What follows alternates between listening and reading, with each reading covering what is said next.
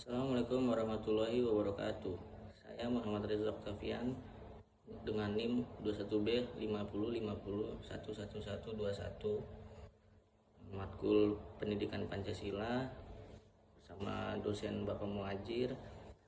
Pada tanggal 7 Juli 2003 saya akan membuat video untuk penyelesaian tugas mandiri yang berisi tentang presentasi dari pertemuan setelah UTS sampai minggu terakhir kuliah.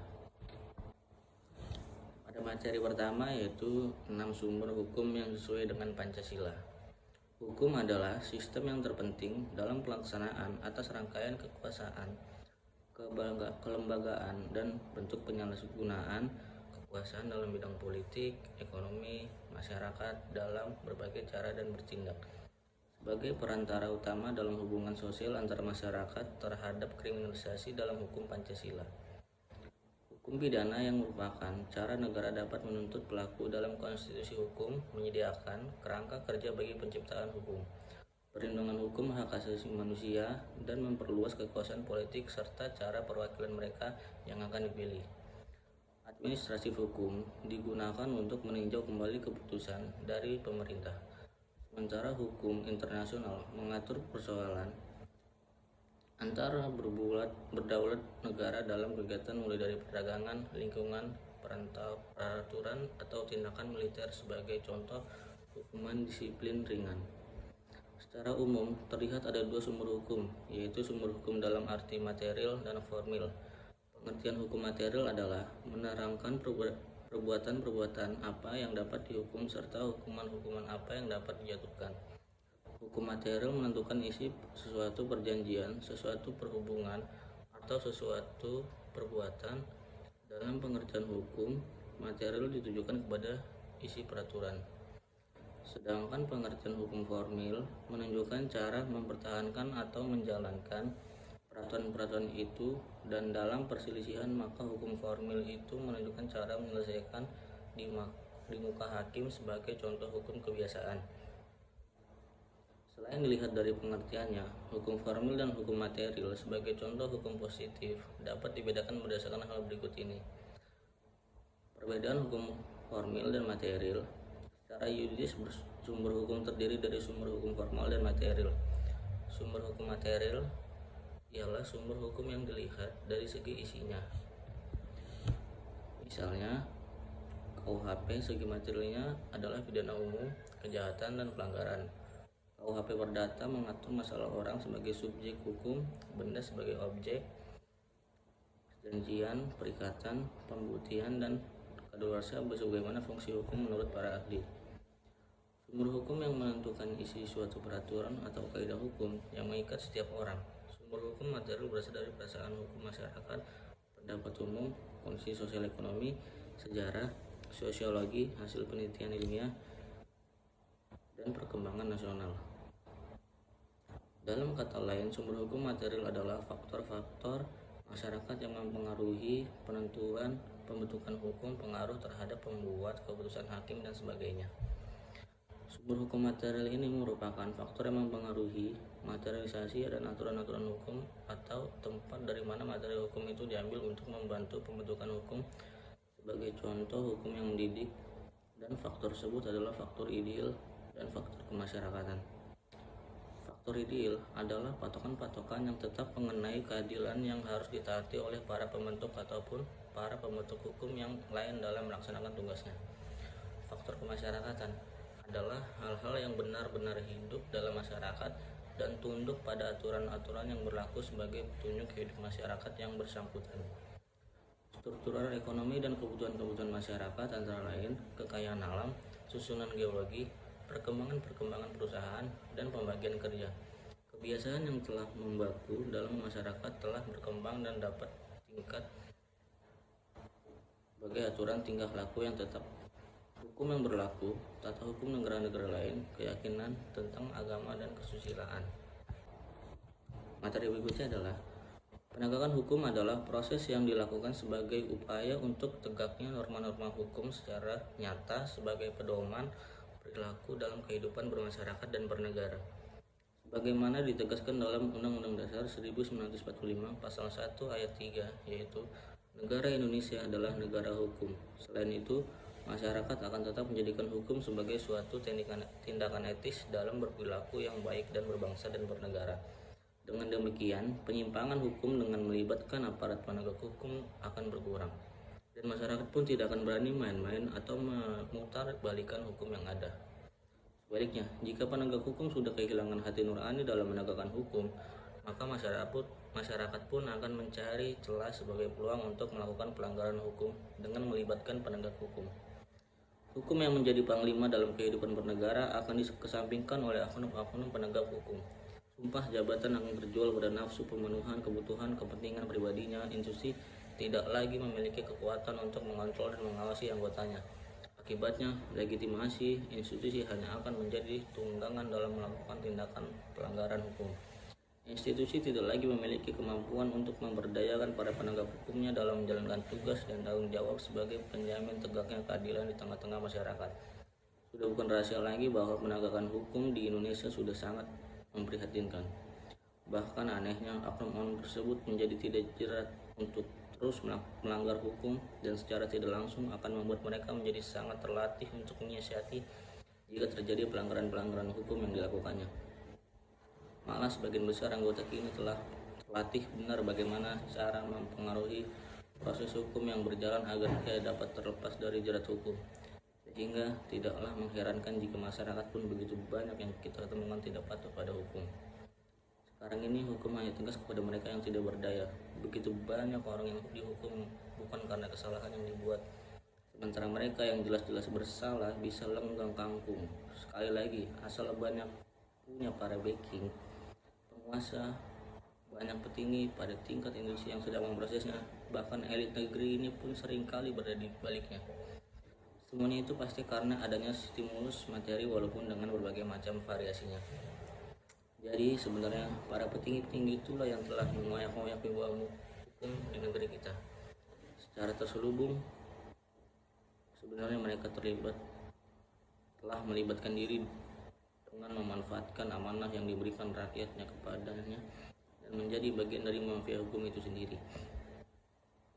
Wibawa hukum hanya akan dapat disahkan jika penegak hukum negeri ini sesungguh-sungguh mempunyai komitmen yang kuat terhadap kebenaran, konsisten dan kontinu menegakkan hukum tanpa diskriminatif. Jika hukum diberlakukan secara diskriminatif, penegakan hukum tidak akan dipercaya lagi sebagai benteng terakhir untuk memperjuangkan hak dan keadilan. Jangan salahkan jika masyarakat akan memperjuangkan haknya melalui jalur kekerasan atau terjadi hukum rimba. Dengan demikian, aparat penegak hukum telah berperan menjadi aktor yang merusak tatanan sistem hukum itu sendiri. Adapun responsibilitas penting, mengingat manusia sebagai makhluk yang bermartabat, pada akhirnya akan mempertanggungjawabkan segala perbuatannya di hadapan penciptanya. Jika saja setiap penegak hukum mampu berperilaku sesuai dengan apa yang mereka yakini dengan sebagai tugas dan panggilannya, keadilan dan kebenaran akan tetap tegak di bumi Indonesia, sehingga masyarakat akan tetap menjadikan hukum sebagai suatu tindakan etis dalam berperilaku yang baik dalam bangsa dan bernegara. Dengan demikian, penetapan Pancasila sebagai dasar falsafah negara berarti bahwa moral bangsa telah menjadi moral negara.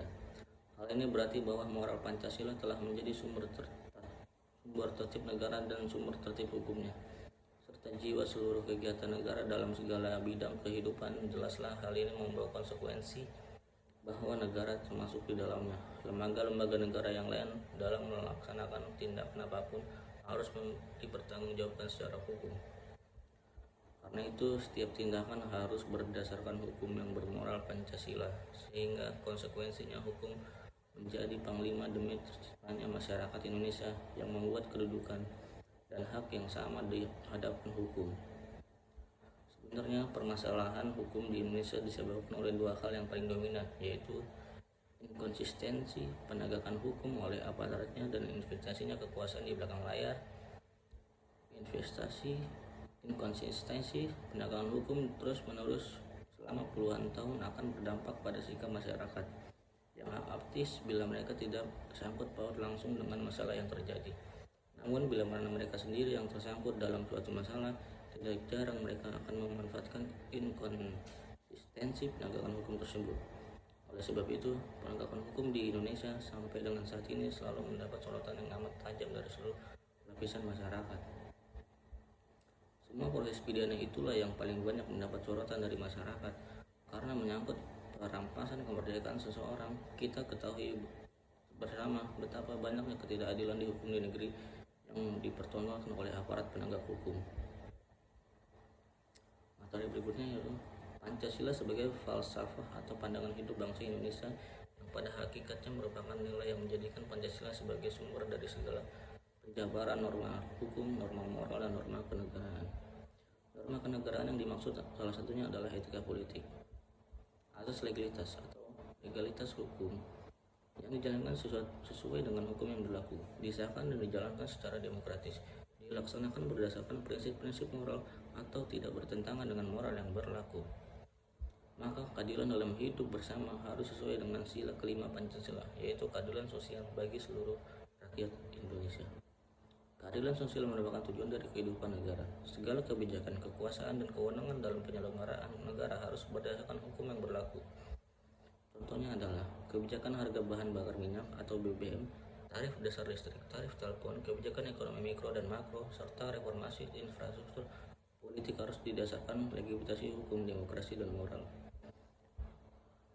Untuk menguraikan rumus tersebut ke dalam penjelasan yang lebih terang, maka pemahaman akan etika politik Pancasila mesti disesuaikan dengan kebutuhannya. Dengan kata lain, setiap sila Pancasila harus diuraikan dengan pengertian-pengertian yang umum ke dalam pengertian yang khusus. Beriringan dengan hal tersebut, yang harus diingat adalah setiap pemahaman mengenai sila-sila dalam Pancasila diskualifikasi oleh keempat sila yang lain. Materi berikutnya adalah Indonesia merupakan salah satu negara yang menganut sistem demokrasi. Sistem pemerintahannya diselenggarakan dari rakyat, oleh rakyat, dan untuk rakyat.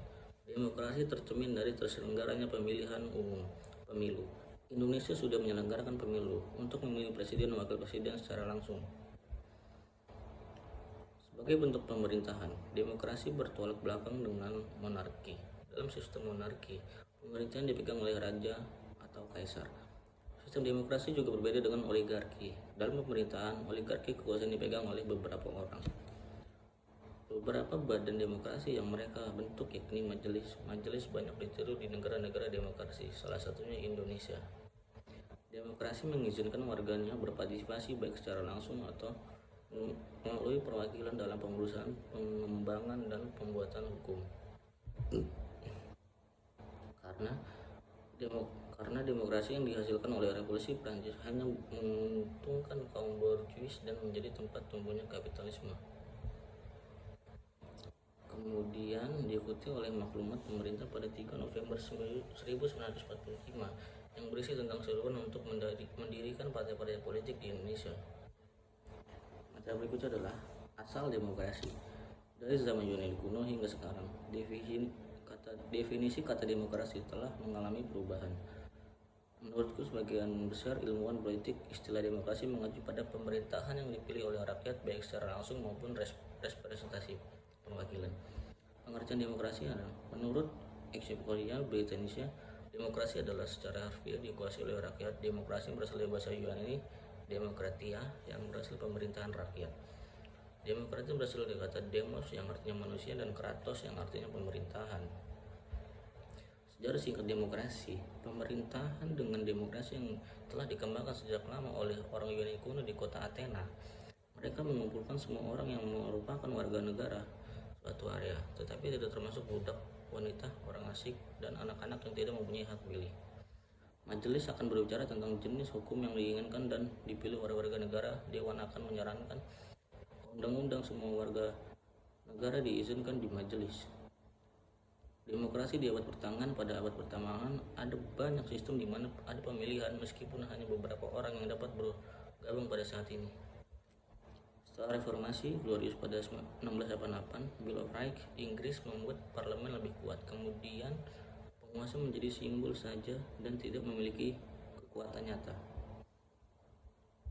Jenis demokrasi. Terdapat dua jenis demokrasi, yaitu demokrasi langsung dan demokrasi tak langsung.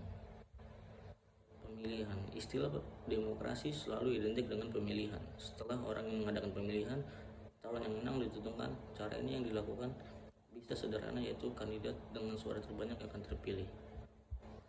Untuk beberapa pemilihan, suatu negara dapat membuat pemilihan suatu menjadi wajib. Seseorang yang tidak memilih dan tidak memberikan alasan biasanya harus membayar denda.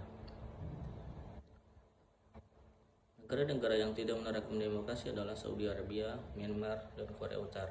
Juga beberapa negara lain seperti Kuba, Brunei, dan Vatikan.